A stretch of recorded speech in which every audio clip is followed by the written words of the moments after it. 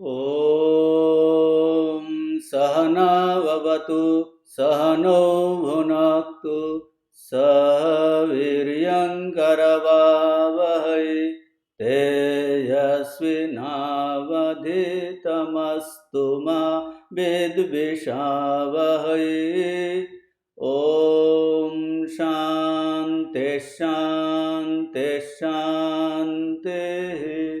हरिः ओम। कठोपनिषद षष्ठ बल्ली 14 नम्बर मंत्र 2, 3, 14। यदा सर्वे प्रमुच्यन्ते कामाजस्य हृदि श्रिताः अथमर्त्वमृतो भवति अत्र ब्रह्म समुष्णुते। এই মন্ত্রের সাধারণ অর্থ আমরা গত ক্লাসে আলোচনা করেছি। আজকের ভাষ্য হবে শঙ্কর ভাষ্য। এর সাধারণ অর্থ এইরকম ছিল যে যদা সর্বে প্রমুচ্যন্তে কামা যেস্য হৃদিশ্রিতা, মানে মানব হৃদয়ে যে সকল কামনা আশ্রিত আছে তারা যখন বিশীর্ণ হয় প্রমুচ্যন্তে, এই সমস্ত কাম যখন বিশীর্ণ হয় তখন মরণধর্ম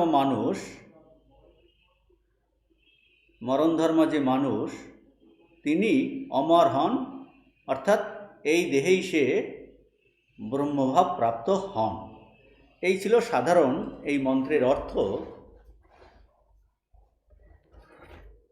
এর সঙ্গে কানেকশন ছিল এই তার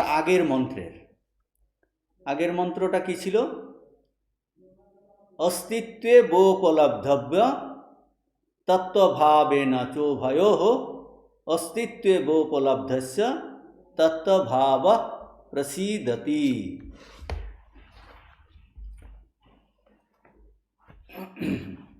অর্থাৎ ওই যে অস্তিতি ইতি উপলব্ধব্য, মানে এই মন্ত্রে ঋষি বলেছিলেন আত্মাকে প্রথমে শোভাতীত সগুণ রূপে এবং পরে নিরুপাধিক নির্গুণ রূপে, সেটাকে তত্ত্বভাব বলেছেন, সেইভাবেও জানতে হবে, অর্থাৎ উপলব্ধি করতে হবে।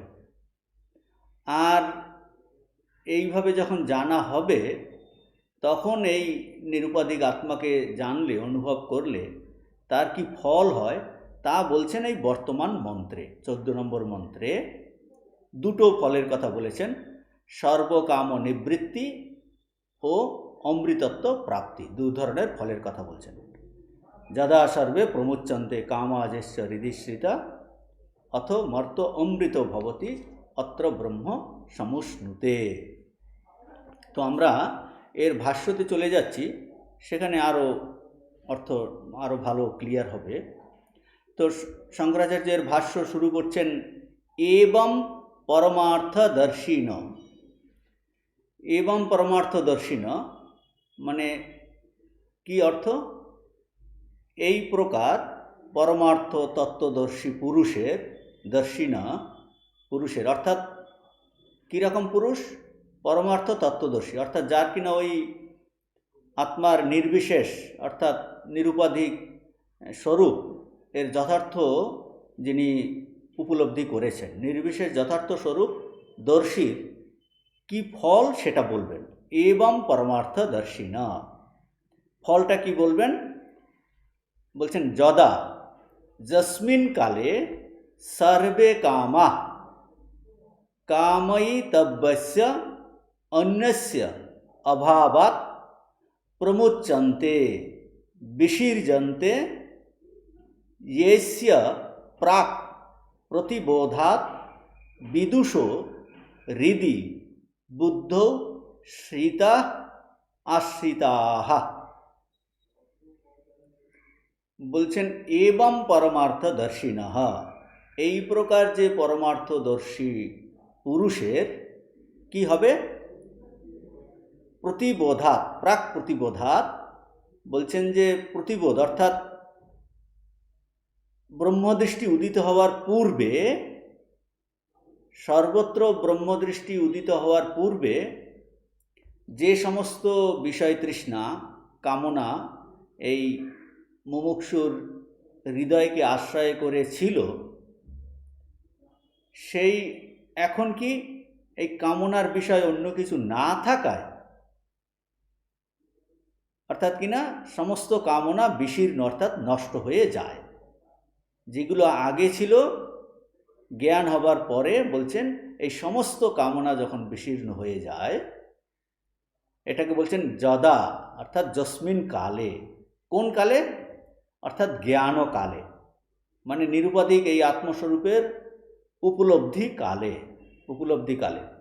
ভগবান গীতাতে বলছেন যে যস জ্ঞাত্বা নেহ ভূয় অন্যস জ্ঞাতব্যম অবশিষ্যতে, যাকে জানলে আর কিছু জানার অবশিষ্ট থাকে না। বলছে এই আত্মস্বরূপ উপলব্ধিকালে, যদা মানে যস্মিন কালে, অর্থাৎ এই জ্ঞান কালে মানে নিরুপাধিক আত্মস্বরূপের উপলব্ধি কালে, সর্বে কামা মানে জ্ঞানকালে সমস্ত কামনাসমূহ কি হবে? সর্বে কামা মানে এর সঙ্গে যদি আমরা যুক্ত করি প্রমুচ্যন্তে, তাহলে তখন অর্থটা ক্লিয়ার হয়ে যাবে। ভাষ্যতে আছে যে যদা যস্মিন কালে সর্বে কামা, এর সঙ্গে প্রমুচ্যন্তে শব্দটা পরে আছে, এর সঙ্গে যুক্ত করে আমরা অর্থ করতে পারি। কি হবে তাহলে? যদা যস্মিন কালে সর্বে কামা প্রমুচ্যন্তে ইকুয়াল টু বিসীর্যন্তে, সমস্ত কামনা বাসনা সম্পূর্ণরূপে অপগত হয়, দূর হয়, নষ্ট হয়, সেটা হলো বিসীর্যন্তে। প্রমুচ্যন্তে অর্থ হলো বিসীর্যন্তে, তা হলো যে সমস্ত কামনা দূর হয়, নষ্ট হয়। আর এখন প্রশ্ন, কেন সমস্ত কামনা সম্পূর্ণ দূর হয় বা নষ্ট হয়? তার কারণ শঙ্করাচার্য বলছেন কাময়িতব্যস্য অন্যস্য অভাবাৎ। কারণ অন্য কোনো দ্বিতীয় বস্তু কামনা করার বা পাবার মতো থাকে না। এই জ্ঞানীর কাছে বলছে তার আর দ্বিতীয় কোনো বস্তু কামনা করার পাবার মতো, আকাঙ্ক্ষা করবার মতো কিছু থাকে না।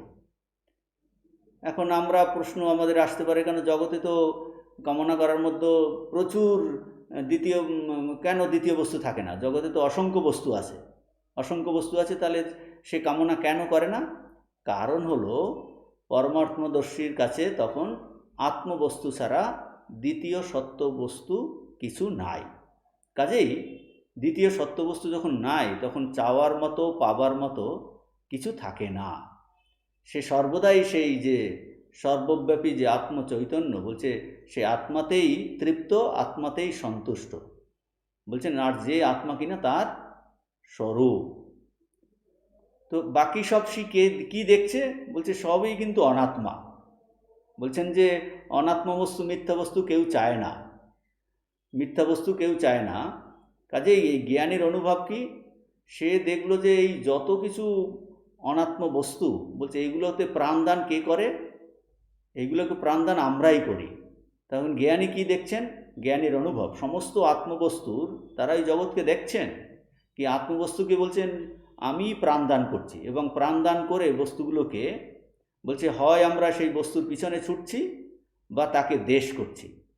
এখন কিন্তু জ্ঞান হয়ে গেলে সে কিন্তু আর তাতে এই অনাত্ম বস্তুতে আর সে আসক্ত হয় না, তার পিছনেও সে ছোটে না, তাকে আর সে প্রাণদানও করে না, প্রাণদান করে সে তার পিছনে আর ছোটে না। ওইসব তাকে এই অনাত্ম বস্তুগুলো তাকে আর আনন্দ দেয় না। আর সমস্ত আনন্দের এই উৎস হলো কি? তার নিজের স্বরূপ, যে আত্মস্বরূপ, সেইটাই হলো দেখছে সমস্ত আনন্দের উৎস। কাজেই দ্বিতীয় কোনো বস্তুর তার আর চাওয়ার থাকে না, যা কিনা তাকে আনন্দ দিতে পারে, অর্থাৎ কিনা তার কোনো অভাবই থাকে না, সে পূর্ণত্ব প্রাপ্ত হয়ে গেছে। যে আর এই যে পূর্ণত্ব প্রাপ্তি, যা কিনা দেখছে এই সমস্ত প্রপঞ্চের জগতের আশ্রয় অধিষ্ঠান, তো বলছেন এই অনুভব হওয়ার পরে তার আর দ্বিতীয় বস্তুর পাওয়ার থাকে না। এর বৃহদারণ্যক উপনিষদেও একটা সুন্দর মন্ত্র আছে, বলছেন যে আত্মানম চেত বিজানিয়াত অয়ম अस्मीति पुरुषः किमिच्छन् कस्य कामाय শরীরম অনুসঞ্জরে। বলছে যদি কেউ ওই পরমাত্মাকে আমি ইনি বলে স্বরূপত জানেন, তবে তিনি কোন বস্তুর কামনায় কার প্রয়োজনে শরীরের দুঃখ ভোগ করবেন, অর্থাৎ তার আর ওই দুঃখ ভোগ হয় না। আমি ইনি বলে জানেন, আমি ইনি বলে মানে আমি সেই এই নিত্য শুদ্ধ বুদ্ধমুক্ত আত্মস্বরূপ। বলছে এইটা যখন অনুভব হয়ে গেল, আর যা কিনা সর্বব্যাপী চৈতন্য, তাহলে সে আর কোন বস্তুর কামনায় কার প্রয়োজনে এই শরীরের দুঃখ ভোগ করবেন, অর্থাৎ তার আর ওইরূপ ভোগ হয় না। স্বামীজি একটা চিঠিতে লিখছেন যে জগৎটাকে তার মনে হচ্ছে পিকচার হ্যাঙ্গিং অন দ্য ওয়াল। স্বামীজির গুরু ভাই সুবোধানন্দজি বলছেন জগতে যতই আনন্দ থাকুক না কেন, তাকে একটা ছাইয়ের গাদার মতো মনে হয়। অর্থাৎ সব অনাত্ম বস্তু, এর মধ্যে আনন্দ পাওয়ার কিছু নেই, কাজেই সে তার পিছনে যায় না, এমন কিছু নেই যা তাকে আনন্দ দিতে পারে। সেটাই শঙ্করাচার্য বলছেন কাময়িতব্যস্য অন্যস্য অভাবাৎ। দ্বিতীয় কোনো বস্তু কামনা করার পাবার থাকে না। তো এইটার কথা বলছেন যে সমস্ত কামনা কেন দূর হয়, কেন কামনা করার দ্বিতীয় বস্তু নাই। তারপরে বলছেন ভাষ্যতে ইয়ে অস্য বিদুষ হৃদি বুদ্ধৌ শ্রিতা আশ্রিতা। বলছেন যে কামনা সমূহ এই জ্ঞানীর হৃদয় বা বুদ্ধিতে আশ্রিত ছিল। এই জ্ঞানীর মানে জ্ঞান হওয়ার আগে, অর্থাৎ সে তখন মুমুক্ষু ছিল। যে কামনাসমূহ এই মুমুক্ষুর অধ্যাত্ম পিপাসুর হৃদয়ে অর্থাৎ বুদ্ধিতে আশ্রিত ছিল। কখন আশ্রিত ছিল? প্রাক প্রতিবোধা। বলছেন এই কামনাগুলো ইয়ে অস্য বিদুষ, বিদুষ মানে এই যিনি এখন জ্ঞান প্রাপ্ত হয়েছেন জ্ঞানীর, হৃদি ইকুয়াল টু বুদ্ধ, বুদ্ধিতে, শ্রিতা ইকুয়াল টু আশ্রিতা। যে এই কামনাগুলো কোথায় ছিল? বলছে এই জ্ঞানীর হৃদয় বা বুদ্ধিতে আশ্রিত ছিল। কখন আশ্রিত ছিল? শঙ্করাচার্য বলছেন যে প্রাক প্রতিবোধা, জ্ঞান লাভের পূর্বে কামনাসমূহ জ্ঞানীর এই বুদ্ধিতে আশ্রিত ছিল, আর জ্ঞান লাভ হলেই সেই সব কামনা নষ্ট হয়ে যায়। নষ্ট হয়ে গেলে তাহলে প্রশ্ন আমাদের আসতে পারে, তাহলে জ্ঞানী কি এই জগৎকে দেখেন? কিভাবে দেখেন? আর জ্ঞানীর তাহলে কি দেহটা চলে যায় না দেহটা থাকে? আর যদি থাকে তাহলে দেহযাত্রা কিভাবে চলে? এখন বলছেন এই জ্ঞান কি করে হলো? বলছে জ্ঞান কিন্তু তার হয়েছে ওই যে অস্তিত্বি ইতি এব উপলব্ধব্য তত্ত্বভাবে না চাচো ভয়, যে তার নিগুণ সর্গুণ এই ব্রহ্ম সাক্ষাৎকার করেছেন নির্বিকল্পে সমাধিতে ওই নির্গুণ ব্রহ্মের তার উপলব্ধি হলো। মানে সমস্ত নামরূপে নিরুপাধিক যে ব্রহ্ম, বলছে নির্বিকল্প সমাধিতে তার এই নিরুপাধিক ব্রহ্মের নির্গুণ ব্রহ্মের উপলব্ধি হলো। তখন সেখান থেকে যখন তিনি ফিরে এলেন বুত্থানে, ফিরে এসে চোখ খুলেও কি দেখছেন? চোখ খুলেও কিন্তু ওই এক ব্রহ্মবস্তুই দেখছেন। চোখ বুঝে মানে নির্বিকল্প সমাধিতে ওই সেই অনুভব, খুলেও কিন্তু ওই এক ব্রহ্মই দেখছেন। তো সমাধিতে তার কি হলো? তার জ্ঞান ব্রহ্মের সঙ্গে অভেদ জ্ঞান হলো। এখন ওই জ্ঞান কিন্তু কখনো যায় না, যা চলে যায় সেটা হলো অজ্ঞান। সেই জন্য সে যখন নির্বিকল্প থেকে ফিরে এলো, এই ফিরে আসার অবস্থাতে বলা যায় তাকে জীবন মুক্ত। আর এই জীবন মুক্ত পুরুষকে বোঝা মানে হলো এই নির্গুণ ব্রহ্মের উপলব্ধির পরে এই সগুণ ব্রহ্মকে বোঝা। মানে নির্গুণ ব্রহ্ম কখন উপলব্ধি হলো? নির্বিকল্প সমাধিতে। সেখান থেকে যখন সে ফিরে এলো, তার সমস্ত বন্ধন নষ্ট হয়ে গেল, ফিরে এসে তখন সে জগৎকে দেখছে, মানে এই সগুণ ব্রহ্ম এই নাম রূপাত্মক জগৎকে সে দেখছে। কীরকম দেখছে? এইটাই এখন প্রশ্ন। ঠাকুরকে বলছেন যে প্রথমে নেতি নেতি করে বস্তু লাভ, তারপরে ইতি ইতি সব ছেড়ে এই ব্রহ্মকে দেখা। বলছেন তারপর সেখান থেকে ফিরে এসে চোখ খুলেও ওই ব্রহ্মই দেখা, এটাকে বলছে বুত্থান। তখন আর জীবন মুক্তির দৃষ্টা এই বুত্থানকালে অর্থাৎ নির্বিকল্প থেকে ফিরে এসে তার যখন জ্ঞান হয়ে গেল, সমস্ত বাসনা নষ্ট হয়ে গেল, তখন তার দৃষ্টিটা কীরকম, কী দেখে সে, এই নিয়ে শাস্ত্রে অনেক আলোচনা আছে। বেদান্তসার গ্রন্থতে আছে, প্রকরণ গ্রন্থ, যেমন এই বাজিকর উদাহরণ দিয়েছেন। বাজিকর যেমন নিজের ভেলকিকে ভেলকি বলেই জানে, যে বাজি দেখাচ্ছে, ভেলকি দেখাচ্ছে, সে জানে নিজের ভেলকিকে ভেলকি বলেই জানে, সত্য পদার্থ বলে সে কিন্তু মনে করে না। তেমনি এই জীবনমুক্ত পুরুষ এই সমাধি থেকে বুদ্ধিত হয়ে তখন কি বলছে, তার এই এই কিছু কাজ চলতে থাকে, জ্ঞানও অবিরুদ্ধ এই কর্ম চলতে থাকে। বলছে তার কি ক্ষুধা তৃষ্ণা থাকে কিনা? বলছে হ্যাঁ হ্যাঁ, ক্ষুধা তৃষ্ণা এগুলো সব থাকে, রোগ হয়, তার সে কখনো দুঃখেতে কাঁদে। বলছে এই দেহধর্ম এগুলো চলতে থাকে, মানে জ্ঞান ও অবিরুদ্ধ কর্ম, কিন্তু তাতে কোনো কর্তৃত্ববোধ নাই, ভোক্তৃত্ববোধ নাই। কারণ কি? অজ্ঞান কেটে গেছে, অজ্ঞান কেটে গেছে। মানে অন্তঃকরণের ধর্ম, সে যত একজন, তার হয়তো ব্রহ্মজ্ঞানী, তার একটা চোখ নেই, জ্ঞানের পরে সেই একটা চোখ ছাড়াই কিন্তু ব্রহ্মজ্ঞানী। লাটু মহারাজ, সে নিরক্ষর, কিন্তু তার জ্ঞান লাভ হয়েছে বলে নিরক্ষর ব্রহ্মজ্ঞানী। জ্ঞান বলছে শরীরের ধর্ম ওই রকম চলতে থাকবে, তো শুধু কি চলে যাবে, তার অজ্ঞান কিন্তু কেটে যায়। আর কি কাজ চলে? বলছে জ্ঞান ও অবিরুদ্ধ কর্ম চলতে থাকে, যাতে কোনো বন্ধন হয় না। এই ধার্মিক কর্ম এগুলো চলতে থাকে, অন্যগুলো সব পুড়ে যাচ্ছে।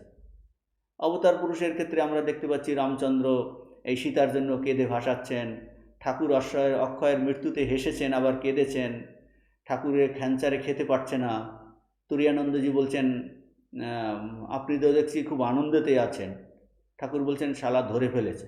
অর্থাৎ এইগুলো তাদের আছে আবার নেই, মানে তাদের এই অজ্ঞান, এই জ্ঞান অবিরুদ্ধ কর্ম চলতে থাকে, অন্য কোনো বাসনা থাকে না। এই দেহ চলার মতো এই যে ক্ষুধা তৃষ্ণা এগুলো থাকে, মানে জীবন ব্যক্তির মনে এই বর্তমান দেহ রক্ষার উপযোগী এই অন্ন পানাদি কামনা ব্যতীত অন্য কোনো কামনা থাকে না। এই জ্ঞান অবিরুদ্ধ হয়তো সে লোককল্যাণ কর্ম কিছু হয়তো করছে, কিন্তু অন্য কোনো যাতে বন্ধন হয়, কর্তৃত্ব বুদ্ধি, এইরকম কোনো কামনা থাকে না। আর ওই দেহ রক্ষার জন্য অন্নপানাদির এই কামনাগুলো কামনা পদবাচ্যই নয়, কেননা ওটা ওই প্রারব্ধ বশে হয়ে থাকে। মানবীয় অন্য সব কামনার সহিত এর কোনো প্রকৃত সাদৃশ্য নাই। এখন শঙ্করাচার্য আর একটা জিনিস বলছেন এরপরে, বুদ্ধির হি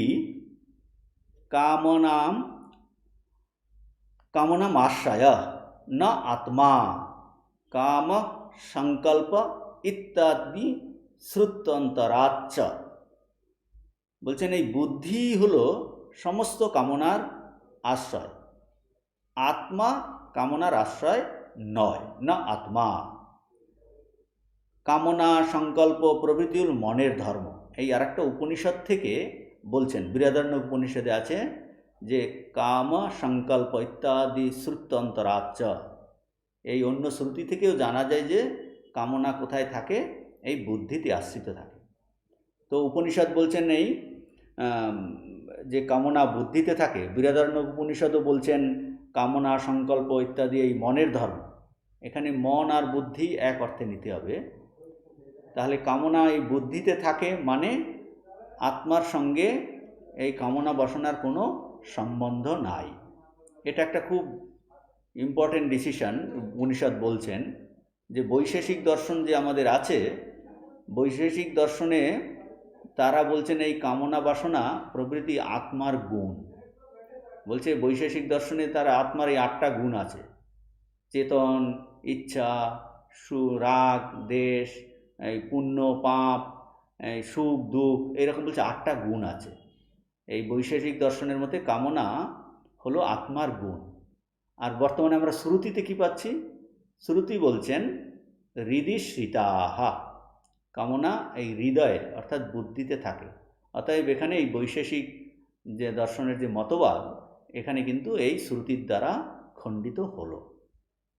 অথ তদা মর্ত প্রাক প্রতিবোধাৎ, এর পরের অংশ ভাষ্যতে অথ ইকুয়াল টু তদা মর্ত প্রাক প্রবোধাৎ আসিত স প্রবোধ উত্তরকালম অবিদ্যা কাম কর্ম লক্ষণস্য মৃত্যু বিনাশাৎ অমৃত ভবতি। বলছেন তখন কি হয়, বলছে তখন আত্মজ্ঞান উদয়ের পূর্বে যিনি মরণশীল ছিলেন, জ্ঞানোদয়ের পর অবিদ্যা কামনা ও কর্মরূপ মৃত্যুর বিনাশ হেতু সেই মরণশীল জীবই অমৃত হন, জীবনমুক্ত হয়ে যান। বলছেন যিনি আত্মজ্ঞানের পূর্বে কিন্তু মরণশীল ছিলেন, জ্ঞানোদয়ের পরে কি হলো, তার এই অবিদ্যা কামনা কর্মরূপ যে মৃত্যু, তার বিনাশ হেতু এই মরণশীল জীবেই, মরণশীল মানুষেই অমৃত ধর্মা হন, জীবনমুক্ত হয়ে যান। তো অথ বলছেন অথ ইকুয়াল টু তদা, অর্থাৎ তদা মানে সেই কালে। কোন কালে? যখন সমস্ত কামনা নাশ হয়ে যায়, তদা সেই কালে মর্ত প্রাক প্রবোধাৎ আসিত, যে জীব, যে মানুষ, যে ব্যক্তি, যে সাধক প্রাক প্রবোধাৎ জ্ঞানোদয়ের পূর্বে কি ছিল, মরণশীল, মরণ ধর্ম ছিল, সে এখন এই যে পুরুষ, অর্থাৎ এর অর্থ এরকম হবে, এর সঙ্গে পুরুষ যুক্ত, যা পুরুষ প্রাক প্রবোধাৎ মর্ত আসিত। প্রাক প্রবোধাৎ মর্ত মানে এই যে পুরুষ যে জ্ঞানোদয়ের পূর্বে মরণশীল ছিল, মর্ত আসিত, অর্থাৎ এই জ্ঞান উত্তরদিন মরণ ধর্ম ছিল, মানে এর অর্থ হলো যে মরণ ধর্ম কেন ছিল, কারণ এই জীব নিজেকে এই অজ্ঞানবশত এই আত্মাকে মরণশীল মনে করে। আত্মা আসলে নিত্য অমৃত স্বরূপ, অর্থাৎ স্বরূপে আমাদের মৃত্যু নাই, কিন্তু ভ্রান্তিবশত আত্মাকে এই মরণ ধর্মা মনে করে সে এই ভোগ্য বিষয়ের কামনা করে, কামনার জন্য সে কর্ম করার ফলে তার এই জন্ম মৃত্যু কিন্তু প্রাপ্ত হয়। বলছেন জ্ঞানের উৎপত্তির পূর্বে মরণ ধর্মা ছিল, কিন্তু মরণ ধর্মা ছিল তার মানে তার মধ্যে কি সে আত্মবস্তু ছিল না? বলছে হ্যাঁ, তখনও কিন্তু সে অমরণ ধর্মাই ছিল, কিন্তু সে জানতো না, সেই জন্য অজ্ঞানবশত নিজেকে মরণ ধর্মা ছিল মানে মরণ ধর্ম বলে মনে করত। এটা হলো ভ্রান্তিবশত আত্মাকে মরণ ধর্ম বলে মনে করত। সেই মনে করার জন্যই কিন্তু সেই কামনা করছিল। স প্রবোধ উত্তর কালম বলতে সেই মানুষই জ্ঞান লাভের পরে, মানে প্রবোধ উত্তর কালম, জ্ঞান লাভের পর, জ্ঞান অনন্তরম কি হবে, স অমৃতা ভবতি, সে অমৃত স্বরূপ হয়। কেন অমৃত স্বরূপ হয়? বলছেন মৃত্যু বিনাশাৎ, যে কারণ মৃত্যু মানে মৃত্যুর বিনাশ হলো, মৃত্যুর ধ্বংস হলো, সেই জন্য অমৃত স্বরূপ হয়। এখানে একটা ইন্টারেস্টিং জিনিস, মূল মন্ত্রের এই প্রথম লাইনে আছে জ্ঞানীর এই সমস্ত কামনা নাশ হয় এই জ্ঞান হলে, আর এখানে শঙ্করাচার্য তার ভাষ্যতে বলছেন মৃত্যুর নাশের কথা বলছেন, যে মৃত্যুর নাশ। শঙ্করাচার্য এই মৃত্যুর নাশ এটা কোথা থেকে পেলেন? শঙ্কর এখানে বলছেন বেদান্তে মৃত্যু মানে অবিদ্যা কাম কর্ম, মৃত্যু মানে অবিদ্যা কাম কর্ম, এটাকে বলছে মৃত্যু। সুতরাং শঙ্করাচার্য বলছেন যে মৃত্যু ইকুয়াল টু অবিদ্যা কাম কর্ম লক্ষণস্য, এইটা হলো মৃত্যু। লক্ষণস্য, তাহলে মৃত্যুর নাশ কি হবে? মৃত্যু নাশ ইকুয়াল টু অবিদ্যা নাশ, কামনাশ, কর্মনাশ। অতএব মন্ত্রের যেই প্রথম লাইনে আছে কামা প্রমুচ্যন্তে, আমরা বলতে পারি যে এই মৃত্যু প্রমুচ্যন্তে, যে কামনাগুলো সব নষ্ট হয়ে যায়, মানে মৃত্যু নষ্ট হয়ে যায়। আর মৃত্যু কথার অর্থ কি? মৃত্যু কথার অর্থ হলো অবিদ্যা কাম কর্ম, এইটা নষ্ট হয়ে যায়। তাহলে কামনাশ ইকুয়াল টু কি? মৃত্যুনাশ। মৃত্যুনাশ ইকুয়াল টু অবিদ্যা কামকর্ম এইগুলো নাশ, মানে অমৃতত্ব প্রাপ্তি। যেহেতু তার কামনা নষ্ট হয়, আর কামনা নাশ মানে মৃত্যু নাশ, অতএব অমৃতস্বরূপ হয়। সোজা কথায় এই জ্ঞান হলে অজ্ঞান কামনা ও কর্ম নষ্ট হয়ে যাওয়াতে সে বস্তুত যে আত্মার যা স্বরূপ, সে অমৃত স্বরূপ, তা সে জানতে পেরে অমৃতই হয়ে যায়। এরপরের ভাষ্য শঙ্করাচার্য আর খুব সুন্দর বলছেন, গমন প্রয়োজকস্য মৃত্যু বিনাশনাৎ গমন অননুপত্তেঃ অত্র ইহৈব প্রদীপ নির্বাণবৎ সর্ববন্ধন উপশমাৎ ব্রহ্ম সমশ্নুতে ব্রহ্মৈব ভবতি ইত্যর্থ। বলছেন যে গমন প্রয়োজকস্য, মানে গমন প্রয়োজক মানে এই জন্মান্তর প্রাপ্তির যে প্রয়োজক, জন্মান্তর প্রাপ্তির প্রয়োজক কি? অবিদ্যা কামনা আর কর্মরূপ মৃত্যু। এর এই অবিদ্যা কামনা কর্মরূপ মৃত্যুর বিনাশ বশত গমন প্রয়োজকস্য মৃত্যু বিনাশনাৎ, জন্মান্তর প্রাপ্তির যে প্রয়োজক কি? অবিদ্যা কামনা ও কর্মরূপ মৃত্যুর বিনাশ বশত তার জন্মান্তর প্রাপ্তি আর সম্ভব না হওয়ায় এইখানে অত্র, অর্থাৎ এই জন্মেই, এই দেহ থাকতে থাকতেই প্রদীপ নির্বাণের মতো সকল বন্ধনের নিবৃত্তির অর্থাৎ উপশমের ফলে ব্রহ্মভাব প্রাপ্ত হন, অর্থাৎ ব্রহ্মই হয়ে যান। এই হলো সাধারণ অর্থ। আমরা আর একটু ভিতরে গিয়ে বোঝার চেষ্টা করছি। এখানে শঙ্করাচার্য এই অংশেতে এই অত্র ব্রহ্ম সমশ্নুতে এই অংশের কিন্তু ব্যাখ্যা করেছেন। তো বলছেন যে ওই যে আগে বলা হলো মৃত্যু বিনাশনাৎ, আর মৃত্যু কি ছিল? অবিদ্যা কামকর্মরূপ মৃত্যুর বিনাশ হওয়ার পরে ওই জ্ঞানী সমশ্নুতে মানে এই ব্রহ্মভাব লাভ করেন বা ব্রহ্মের সঙ্গে অভেদভাব প্রাপ্ত হন। অত্র মানে হিয়ার অ্যান্ড নাও, এখানে মানে এই জন্মে, এই জীবদ্দশাতেই, এই দেহেই সে ব্রহ্মভাব প্রাপ্ত হন। এখানে প্রধানত এই শঙ্করাচার্য এই অত্র শব্দের ব্যাখ্যা করেছেন। অত্র শব্দের ব্যাখ্যা করেছেন মানে যে কেন এই উপনিষদ এখানে অত্র শব্দ ব্যবহার করেছেন। উপনিষদ তো বলতে পারতেন যে এই মৃত্যুর পরে গমন করে সে এই ব্রহ্মের সঙ্গে মিলিত হবেন, কিন্তু তা বলছেন না। উপনিষদ বলছেন যে কোথাও এই গমন করার প্রয়োজন নাই, যে এই রকম যার সমস্ত বাসনা নষ্ট হয়ে গেছে, বলছে সেই জ্ঞানীর, বলছে তার আর কোনো গমনের প্রয়োজন নাই। শঙ্করাচার্য কেন গমনের প্রয়োজন নাই তার কারণ বলছেন, গমন প্রয়োজকস্য মৃত্যু বিনাশনাৎ গমন অনুপপত্তেঃ। বলছেন এই বেদান্তে আমরা সাধারণ যখন এই শরীর ত্যাগ হয়, মৃত্যুকে কি বলছে? মৃত্যু হলো প্রাণের উৎক্রমণ। উৎক্রমণ বলে সংজ্ঞা দেওয়া হয়, যে মৃত্যু মানে কি? যে তার প্রাণ দেহ ছেড়ে দিয়েছে, প্রাণের উৎক্রমণ। মৃত্যু ইকুয়াল টু প্রাণের উৎক্রমণ।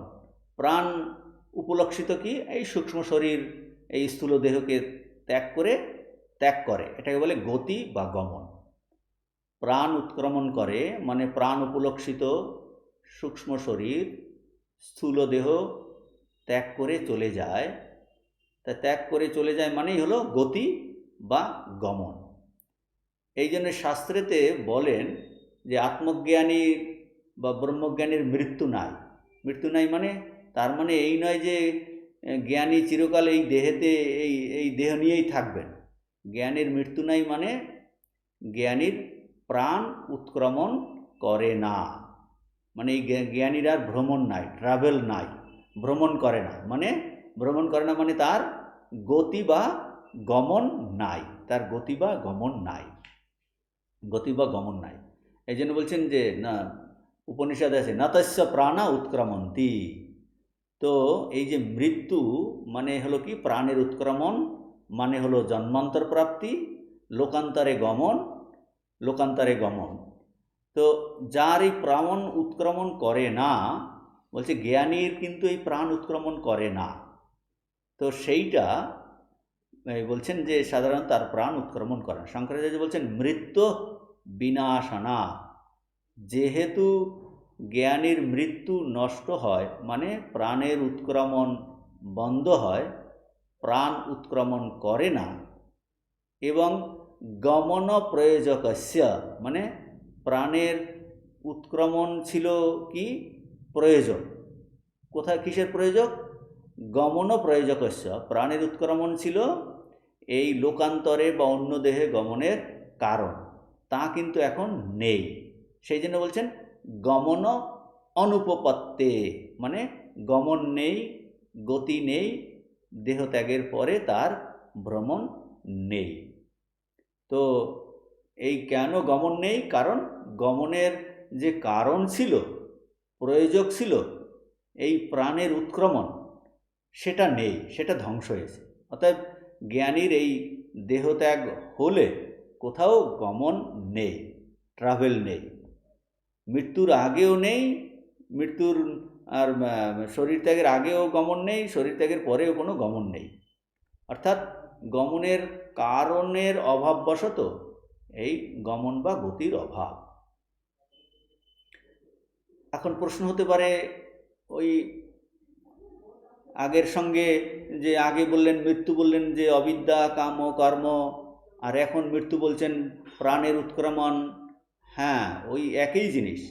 আগে আমরা মৃত্যু বললাম, শঙ্করাচার্য বলছেন যে বেদান্তে মৃত্যু বলছেন যে অবিদ্যা কাম কর্মরূপ মৃত্যু, আর এখন বলছেন মৃত্যু মানে প্রাণের উৎক্রমণ। হ্যাঁ, এই অবিদ্যা কামকর্ম থাকলে তখন কিন্তু এই প্রাণের উৎক্রমণ হয় অজ্ঞানীর ক্ষেত্রে, কিন্তু যেহেতু জ্ঞানীর এই অবিদ্যা কামকর্মরূপ নষ্ট হয়ে গেছে, কাজেই তার আর প্রাণের উৎক্রমণ হয় না।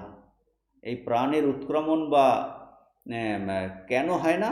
বলছে প্রাণের উৎক্রমণ বা এই সূক্ষ্ম শরীরের যে এই স্থূল শরীর ত্যাগ তখনই হয় যখন কামনা বাসনা, এই অবিদ্যা কামকর্ম থাকে, কামনা বাসনা ভোগ বাসনা থাকে।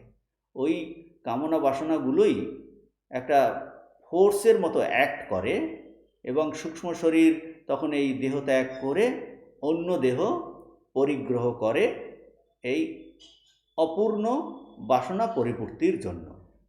জ্ঞানীর কিন্তু এই অবিদ্যা কাম কর্ম এইগুলো সব নষ্ট হয়, কাজেই প্রাণের আর উৎক্রমণ হয় না। অর্থাৎ প্রাণ মানে প্রাণ উপলক্ষিত সূক্ষ্ম শরীর আর দেহ থেকে বেরিয়ে যায় না। কারণ কি বেরিয়ে যায় না? তার মূলে হলো এই অবিদ্যা কাম কর্ম, এটা নষ্ট হয়ে গেছে। এইটাই তো ফোর্স হিসাবে অ্যাক্ট করে। যেমন স্যাটেলাইট যায়, স্যাটেলাইটে যে আগুন ফুয়েল পুড়ে তাকে ফোর্স দেয়। বলছে আমাদের শরীর ত্যাগের সময় এই সূক্ষ্ম শরীর যে প্রাণ উৎক্রমণ করে, মানে সূক্ষ্ম শরীর চলে যায়, কেন যায়? ওই অবিদ্যা কামকর্ম থাকার জন্য। এখন জ্ঞানীর ক্ষেত্রে এইটা নষ্ট হয়ে যাওয়াতে এইটার ফোর্স হিসাবে কাজ করতে পারছে না, অ্যাক্ট করছে না। বলছেন তার কোনো ফোর্স নেই, মানে অবিদ্যা সহ সমস্ত বাসনা নষ্ট হয়ে যাওয়ায় এই সূক্ষ্ম শরীর নষ্ট হয়ে গেছে, এখানেই প্রাণ এখানেই বিলীন হয়ে যায়, আর সার প্রাণের উৎক্রমণ হয় না। সূক্ষ্ম শরীর বলে তার আর আলাদা থাকে না, সেটা কিন্তু যা দিয়ে তৈরি সেখানে সেইগুলোর সঙ্গে সে মিলিয়ে যায়। আচ্ছা, বোঝা গেল যে জ্ঞানীর প্রাণ উৎক্রমণ করে না। তা জ্ঞানীর প্রাণ উৎক্রমণ না করলে বলছেন তাহলে কি হবে, তারপরে কি হয় বলছে অত্র ব্রহ্ম সমশ্নুতে, এই দেহেই ব্রহ্মভাব প্রাপ্ত হয়, ব্রহ্মস্বরূপ হয়ে যান। মুন্ডক উপনিষদে আছে ব্রহ্মবেদ ব্রহ্মৈব ভবতি। তো শঙ্করাচার্য ব্যাখ্যা করছেন অত্র ইকুয়াল টু ইহা এব, এখানে, এই দেহে, এই জন্মে, কীরকম প্রদীপ নির্বাণবৎ, প্রদীপ নির্বাণবৎ সর্ববন্ধন উপশমাত, প্রদীপ নির্বাণবৎ সর্ববন্ধন উপশমাত। বলছে শঙ্কর একটি এই পরিচিত উদাহরণ, বিখ্যাত উদাহরণ দিয়ে বোঝাচ্ছেন, যেমন প্রদীপের শিখা নিভালে, সেটা যখন নিভে যায় সে তখন এই শিখা কি হয় বলছে ওই সর্বব্যাপী অগ্নিতত্ত্বে মিলে যায়। যেমন প্রদীপ শিখাকে নিভিয়ে দেওয়া হয়, যখন সেটা নিভিয়ে দেওয়া হয়, প্রদীপ শিখাকে নিভিয়ে দিলে এই দীপশিখা অগ্নি নষ্ট হয় না, তা কিন্তু এই সর্বব্যাপী অগ্নিতত্ত্বে মিলিয়ে যায়। অর্থাৎ শিখা যা কিনা একটা বিশিষ্ট আকার ছিল, এই আকার হারিয়ে অবিশিষ্টতা প্রাপ্ত হয়। যে অগ্নিতত্ত্ব হলো সর্বব্যাপী তত্ত্ব, সে অগ্নিতত্ত্ব সব কিছুর মধ্যেই আছে, এই টেবিলে চেয়ারে সব কিছুতেই অগ্নিতত্ত্ব আছে। বলছে সেই সর্বব্যাপী অগ্নিতত্ত্বে মিলে যায়। সেই রকম এই উদাহরণের দ্বারা কি বোঝাচ্ছেন, প্রদীপ নির্বাণবৎ জীবও ব্রহ্মে মিলে যায়, মানে তার এই বিশিষ্টতা চলে যায়, অবিশিষ্টতা প্রাপ্ত হয়, যা কিনা তার প্রকৃত স্বরূপ। যেমন আর উদাহরণ দেওয়া হয়, যেমন একটা শুদ্ধ জলের ফোঁটা, সে যখন এই শুদ্ধ জলে পড়ে সাগরে মিলে গিয়ে অভেদভাব প্রাপ্ত হয়। আর এখানে উদাহরণ দিয়েছেন প্রদীপ নির্বাণবৎ, মানে প্রদীপ শিখার নির্বাণ উদাহরণ দেবার এইটা দিয়ে বোঝাচ্ছেন। এর আরও একটা কারণ আছে, যে যখন সাধারণত এই শিখা যখন নিভে যায়, প্রদীপ শিখা যখন নিভে যায়, আমরা তো কিছুই দেখি না, অবশিষ্ট কিছু দেখতে পাই না, তখন আর কিছু অবশিষ্ট থাকে না। অন্য অন্য ক্ষেত্রে অবশিষ্ট থাকে, যেমন একটা ঘট ভেঙে গেলে কতগুলো খোলামকুচি মাটি এইগুলো অবশিষ্ট দেখি, কিন্তু প্রদীপ শিখার উদাহরণের ক্ষেত্রে দেখি প্রদীপ শিখা নিভিয়ে দিলে আমরা সাধারণভাবে কোনো এই অবশিষ্টতা কিছু পাই না, দেখি না। তাহলে কি প্রদীপ নির্বাণবৎ সর্ববন্ধন উপশমা, এইটার উদাহরণ দিয়ে বোঝাচ্ছেন কি, যেহেতু জ্ঞানীর সর্ববন্ধন নষ্ট হয়, ওই যে অবিদ্যা কামনা কর্মরূপ সর্ববন্ধন নষ্ট হয়, সুতরাং কি জ্ঞানী কিন্তু ব্রহ্ম সমশ্নুতে ব্রহ্মৈব ভবতি ইত্যর্থ। জ্ঞানীর সমস্ত বন্ধন নষ্ট হওয়ায় সে ব্রহ্মভাব প্রাপ্ত হয়, অর্থাৎ ব্রহ্মসমতা স্বরূপতা প্রাপ্ত হয়। এই প্রদীপ নির্বাণবাদ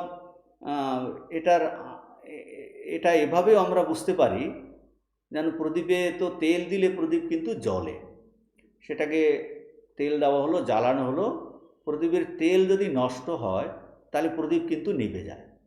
জীবের ক্ষেত্রেও এই যে আমাদের বিবিধ কামনা, অবিদ্যা কাম আর কর্ম, এটা যেন তেলের মতো কাজ করছে, তেলের মতো কাজ করছে, মানে ওইগুলি এই জীবকে কিন্তু এই দড়ির মতো জীবকে ধরে রাখে। এই তারপরে আরও বাসনা অপূর্ণ বাসনার দ্বারা সে একের পরে এক জন্মমৃত্যু প্রাপ্ত হয়। যেসব বাসনা অপূর্ণ থাকলো, মৃত্যুর পরে আবার সেই পুরো সংস্কার নিয়ে আবার সে জন্মগ্রহণ করে ওই বাসনা পূর্তির জন্য, তারপর আবার বাসনা, এইভাবে কিন্তু এই অবিদ্যা কামকর্ম তেলের মতো কাজ করে, যেন এইটাই একের পরে এক জীবকে জন্মমৃত্যু প্রাপ্ত করা। ওই বন্ধন নষ্ট হলে, যেটা তেলের মতো কাজ করছে, অর্থাৎ অবিদ্যা কামকর্ম, ওটা নষ্ট হলে কি হবে বলছে, জীব তার স্বরূপতা প্রাপ্ত হয়ে যাবে। স্বরূপত সে আত্মস্বরূপ চৈতন্য স্বরূপ ছিল, সেটা ভুলে গিয়ে সে কিন্তু ওই কামনা বাসনার পিছনে ছুটছিল। বলছে যখন এই কামনা বাসনা রূপ এইটা নষ্ট হয়ে গেল, তখন সে আর স্বরূপতা প্রাপ্ত হয়ে গেল।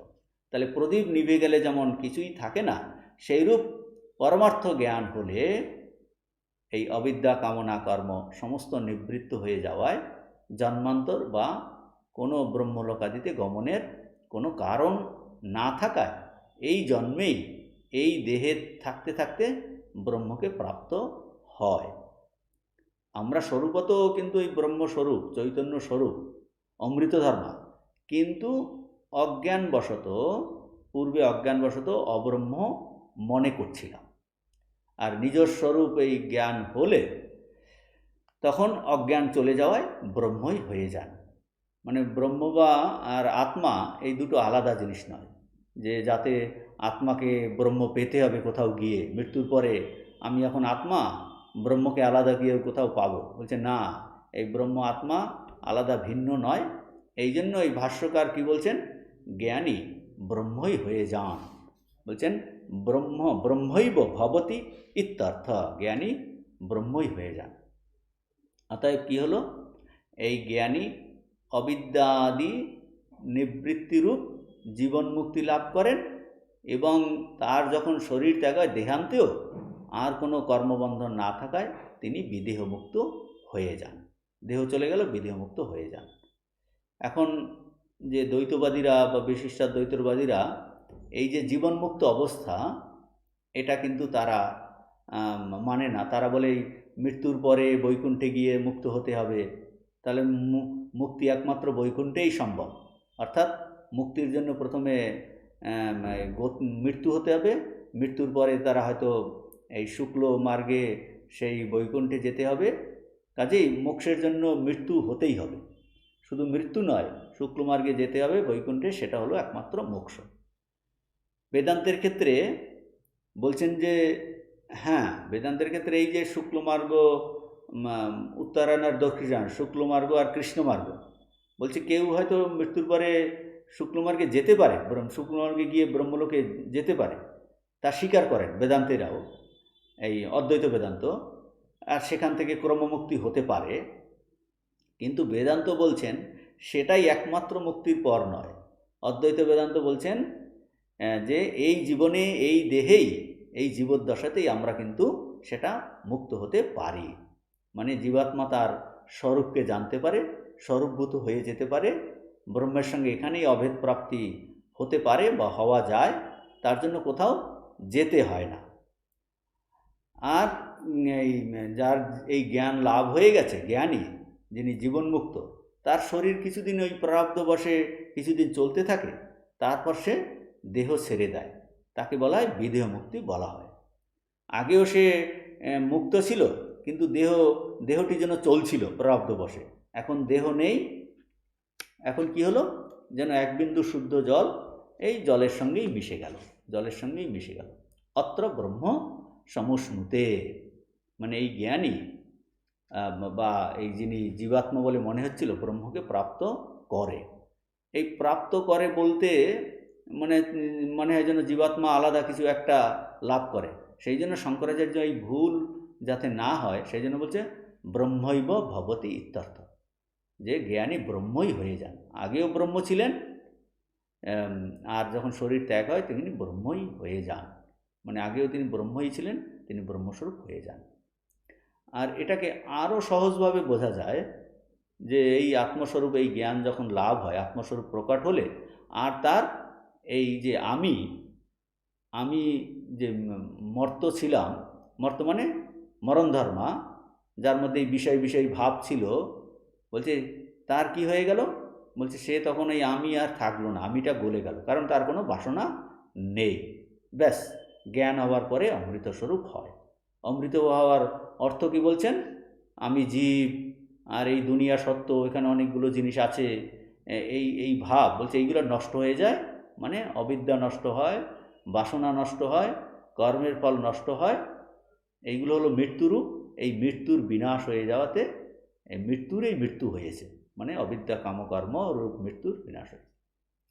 ভক্তির ক্ষেত্রেও এই নারদীয় ভক্তি সূত্রে একটা সূত্র আছে, সা না কামায় মানা নিরোধ রূপত্বা।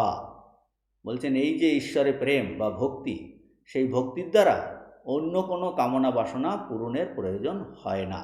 কেননা সমস্ত ইন্দ্রিয়ের সর্বতোভাবে সংযম হলে এই ভক্তি লাভ হয়। মানে এই ঈশ্বরে ভক্তির মূল এই হচ্ছে কি, মূল কথাই হচ্ছে সংযম ও নিরোধ।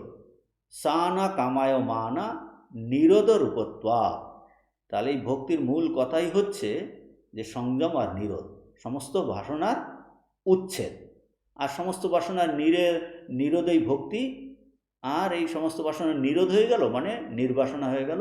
নির্বাসনা হলে এক্ষুনি হবে। মা শারদা বলছে না, নির্বাসনা হলে এক্ষুনি হবে। কাজেই এই যে যদা সর্বে প্রমোচ্যন্তে, যখন এই সমস্ত বাসনা, হৃদয়ে আশ্রিত যে বাসনা নিবৃত্তি হয়, তখন যে আগে মরণ ধর্মা ছিল সে কিন্তু অমৃতস্বরূপ হয়ে যায়। এই অমৃতস্বরূপ হয়, এটা কোনো নূতন কোনো ধর্ম নয়। তার প্রকৃত স্বরূপ অমৃতস্বরূপ। সেটা যেন ভুলে গেছিল, আমরা যেমন ভুলে আছি। যখন সমস্ত বাসনা নষ্ট হয়ে যাবে, বলছে বাসনা নির্বাসনা হলে এক্ষুনি হবে। মানে স্বরূপত আমরা ব্রহ্মই আছি, আত্মস্বরূপ আছি, চৈতন্য স্বরূপ আছি। কিন্তু এই যে প্রাক প্রতিবোধা, জ্ঞানের আগে পর্যন্ত আমরা যেন তার পিছনে ছুটছি। যখন এই আত্মচর্চা করতে করতে সেই আত্মজ্ঞান লাভ হলো, তখন কিন্তু এই সমস্ত বাসনা নষ্ট হয়ে গেল, আমরা আমাদের স্বরূপকে পেলাম। সে স্বরূপ কি? অমৃত ধর্মা। যে আমি আমার স্বরূপ পেলাম, যে ব্রহ্মৈব ভবতি, আমি ব্রহ্মস্বরূপ উপলব্ধি করলাম, ব্রহ্মস্বরূপই হয়ে গেলাম। এর পরের মন্ত্র, আমরা পরের মন্ত্রটা করছি 2, 3, 15। যদা সর্বে প্রবিদ্ধন্তে হৃদয়স্যেহ গ্রন্থয়ঃ অথমার্তমৃতো ভবতি এতা বদ্ধানুশাসনম। এতা বদ্ধানুশাসনম। তাহলে পূর্বের মন্ত্রের সঙ্গে এর কানেকশন কীরকম? বলছে পূর্বের মন্ত্রে বলা হয়েছে, যেটা আমরা এইমাত্র ভাষ্য পড়লাম, যে সকল কামনা, যখন সকল কামনা চলে যায়, নষ্ট হয়, তখন এই মানুষ মুক্ত হয়। আর এই কামনা নাশ মানে মূলের সঙ্গে অর্থাৎ বীজের সঙ্গে সমস্ত কামনার বিনাশই হলো মুক্তির চিহ্ন। মুক্তির চিহ্নটা কি? কামনা নাশ মানে টেম্পোরারি কামনা নাশ নয়, বলছে মূলের সঙ্গে সমস্ত কামনার নাশ। যে মূলের সঙ্গে কামনার নাশ কি, ব্যাপারটা কি? একটা উদাহরণ দিলে বোঝা যাবে। যেমন আমরা সুষুপ্তিতে যাই, সুষুপ্তিতে আমাদের সমস্ত কামনা বাসনা কিন্তু লয় পেয়ে যায়। কামনার লয় হয়ে গেল, বীজ থেকে যায়, বীজ নষ্ট হয় না। সেই জন্য সেখান থেকে ফিরে এসেই আবার আমরা সেই কামনা পরবশ হয়ে পড়ি। অতএব এই বীজের সঙ্গে কামনার বিনাশই হলো মুক্তির লক্ষণ। বিনাশের সঙ্গে, অতএব বীজের এই সঙ্গে বিনাশই মুক্তির লক্ষণ। এখন প্রশ্ন ওঠে, এই যে সমূলে অর্থাৎ বীজের সঙ্গে সমস্ত কামনার বিনাশ কখন হয়? এই প্রশ্নের উত্তরে এই বর্তমান মন্ত্রে ঋষি বলছেন কি, যদা ইহ হৃদয়স্য। যদা ইহ হৃদয়স্য মানে ইহা মানে এই দেহেই, মানে জীবদ্দশাতেই, যখন হৃদয়স্য মানে হৃদয়স্থিত মানে বুদ্ধির, সর্বে গ্রন্থয় প্রবিদ্ধন্তে, সকল গ্রন্থিসমূহ অর্থাৎ কিনা গ্রন্থির ন্যায় দৃঢ়বন্ধন রূপ অবিদ্যা প্রত্যয়সমূহ বিনষ্ট হয়ে যায়।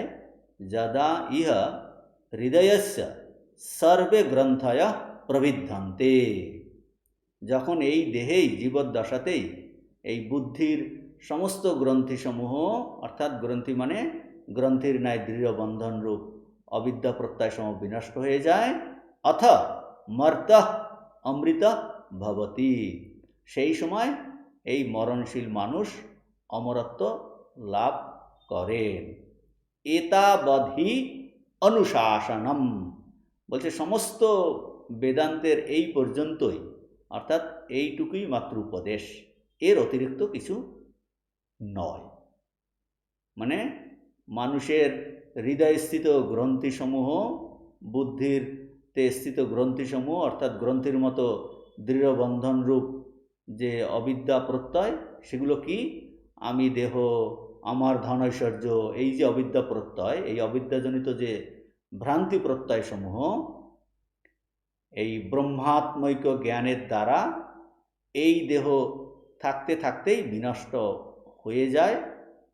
আর জ্ঞানের পূর্বে যিনি মরণশীল ছিলেন, জ্ঞানের পর তখন তিনি অমরণ প্রাপ্ত, অমৃতস্বরূপ প্রাপ্ত হয়ে যান। অতএব এই ব্রহ্মজ্ঞানের দ্বারা এই হৃদয় গ্রন্থি বিনাশপূর্বক ব্রহ্মভাব প্রাপ্তি পর্যন্তই সমগ্র বেদান্ত শাস্ত্রের উপদেশ। বেদান্ত শাস্ত্র বলছে এইটুই শুধু উপদেশ যে এই ব্রহ্মজ্ঞানের দ্বারা হৃদয় গ্রন্থির বিনাশপূর্বক ব্রহ্মভাব প্রাপ্তি। অর্থাৎ এই যে আমি শরীর, এই ধন সম্পদ, আত্মীয় স্বজন আমার, আমি সুখী, আমি দুঃখী ইত্যাদি প্রকার যে এই ভ্রান্ত প্রত্যয়সমূহ, ভ্রান্ত জ্ঞান, এইটা তার যে বিপরীত জ্ঞান অর্থাৎ ঠিক ঠিক জ্ঞান, এর দ্বারা যখন সমূলে নষ্ট হয়ে যায়, বিনাশপ্রাপ্ত হয়, তখনই এই মরণশীল মানুষ অমৃত হয়। এতাবধি অনুশাসনম, এইটা বলে এই উপসংহার করা হয়েছে। অর্থাৎ এখানেই উপনিষদ, এই কঠোপনিষদ শেষ, এই কথা বলা হলো। তো বলছেন যে এই উপনিষদের যা বক্তব্য, এই ব্রহ্মজ্ঞান বা আত্মতত্ত্ব, তা বলা এখানে শেষ হয়েছে। কি বলা তাহলে, কি বললেন? বললেন যে যার ব্রহ্মজ্ঞান যার লাভ হবে, তার আর কোনো গতি হবে না, অর্থাৎ কোথাও তার গমন সম্ভব নয়, আর তার গমনের প্রয়োজনও কিন্তু নেই। কারণ এই তার কি উপলব্ধি হয়েছে? এই যে দেহ অতিরিক্ত অর্থাৎ স্থূল সূক্ষ্ম কারণ দেহ, এর অতিরিক্ত যে আত্মা, সর্বব্যাপী শুদ্ধ চৈতন্য, সেই আত্মা সম্বন্ধে তার দৃঢ় নিশ্চয় হয়ে গিয়েছেন, ব্রহ্মসমূহ স্বরূপতা প্রাপ্ত হয়েছেন। আর কি, এই ব্রহ্মবেদ ব্রহ্মৈব ভবতি, তখন তিনি ব্রহ্মস্বরূপই হয়ে গেছেন, এই বলেন। এই ব্রহ্মকের আর যাতায়াত গতায়াত থাকে না। আমাদের আগেও আলোচনা হয়েছে যে এই বৃহদারণ্যক উপনিষদে যাজ্ঞবল্ক্যকে প্রশ্ন জিজ্ঞাসা করে হয়েছিল, যত্রায়াম পুরুষ ম্রিয়ত উদস্মাৎ প্রাণা ক্রামন্তি আহো ন ইতি। যখন ব্রহ্মজ্ঞ পুরুষ এই মৃত্যুপ্রাপ্ত হন, তখন তার প্রাণসমূহ উৎক্রমণ করে কোথাও যায় কি যায় না? দেহ থেকে এই বেরিয়ে তাদের কোথাও গতি হয় কি হয় না? যেমন অব্রহ্মজ্ঞের হয়। উত্তরে এই যাজ্ঞবল্ক্য বলেছিলেন, নেতি হো বাচ, না, কোথাও আর তাদের গতি হয় না। কি হয় তাহলে? অত্র এব সমবনিয়ন্তে, তারা এখানেই অর্থাৎ এই কারণেই বিলীন হয়ে যায়। বলছেন যে তাহলে তাদের আর কি, ব্রহ্মজ্ঞের কি গতি হয়? গতি কি হবে? বলছে গতি কিছুই হয় না। তার শরীর যে উপাদানগুলোর দ্বারা তৈরি, সেই মূল উপাদানে মিলিত হয়। বলছেন এই শরীরটা একটা কম্পাউন্ড, পঞ্চভূতের শরীর। এই কম্পাউন্ড একাধিক উপাদানের দ্বারা তৈরি ছিল, সেটাই এই বিভিন্ন অংশে বিভক্ত হয়ে যা থেকে তারা সৃষ্টি হয়েছিল, সেই মৌলিক ধাতুতে ফিরে যায়।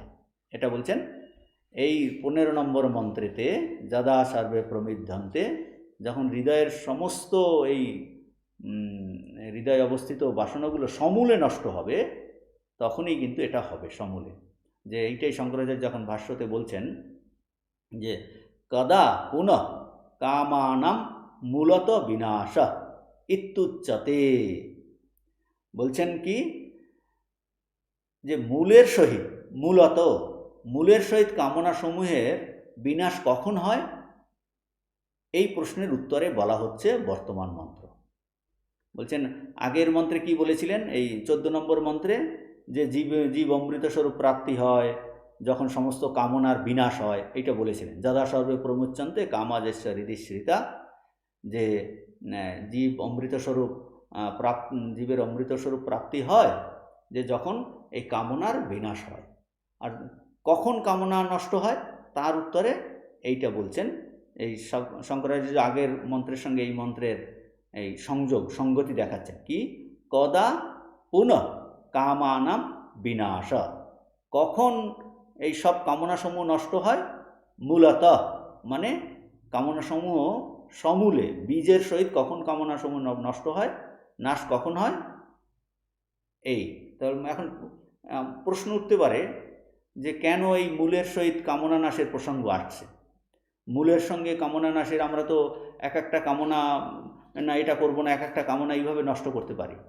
বলছে না, মূল যদি নষ্ট না হয়, তবে কিন্তু কামনা নষ্ট, কোনো কিছু কামনা নষ্ট হলে বা পরিপূর্ণ করলে আবার কিন্তু কামনা আসবে। এইটাই বলা হয় প্রতীক রূপে, যে রাবণের যে 10টা মাথা, সেটা যেন এই কামনা রূপের প্রতীক। আমাদের সমস্ত কামনা, এক একটা রামচন্দ্র এক একটা মাথা কাটছেন, বলছে আবার মাথা গজাচ্ছে। মানে কামনা এক একটা নষ্ট করলেও বা পরিপূর্তি করলেও সে কিন্তু কামনার আবার জন্ম হবে, যে এক একটা মাথা কাটে কিন্তু আবার মাথা হয়। এবং চণ্ডীতে আছে যে রক্তবীজ, বলছে রক্তবীজের এই রক্ত মাটিতে পড়ছে, সেখান থেকে আরও একটা ওষুধ তৈরি হচ্ছে, মানে একের পরে এক ওষুধ জন্মাচ্ছে। কামনা আরও কামনার কিন্তু জন্ম দেয়। মানুষের জীবনেও এইরকম দেখা যায় যে প্রথমে সে নিজেকে অনেকে কামনা অনেক কামনা হয়তো ফুলফিল হয়েছে, কিন্তু অনেক অসংখ্য কামনা আবার জন্মাচ্ছে। যে প্রথমে সে কামনা করলো যে সে বিয়ে করবে, জায়া কামনা করলো, তারপর পুত্র কামনা, তারপর পৌত্র কামনা, বলছে পুত্রের দুঃখ কষ্ট। তো এই একের পরে এক কামনা বাড়তেই থাকে। সেই জন্য বলছে এর মূলে যদি নষ্ট না হয়, কোনো কামনা পরিবর্তির দ্বারা কামনা কিন্তু যাবে না, সেটা অগ্নিতে গৃহাহুতি দেওয়ার মতো, ঘৃত দেওয়ার মতো। যে তাহলে মূলে আমাদের যে অপূর্ণতা বোধ, অভাব বোধ, যে ভ্রান্ত বোধ যে আমি অপূর্ণ, আমি অভাবযুক্ত, বলছে এই মূলে এই ভ্রান্ত বোধ যদি নষ্ট না হয়, তাহলে ওই এক একটা কামনা নষ্ট করলাম বা এক একটা কামনা পরিপূর্ণ করলাম, তার দ্বারা কিন্তু কখনো কামনা নষ্ট হবে না।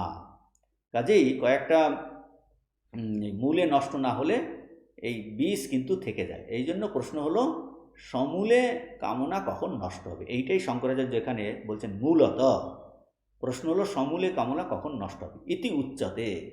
এই প্রশ্নের উত্তরে এই মন্ত্রেতে দেওয়া হচ্ছে, এই মন্ত্রেতে এই প্রশ্নের উত্তর এই মন্ত্রেতে দেওয়া হচ্ছে। মানে এখানে বলবেন এই যে রুট, কামনার রুট, কামনার মূল হলো কি, এই হৃদয় গ্রন্থি।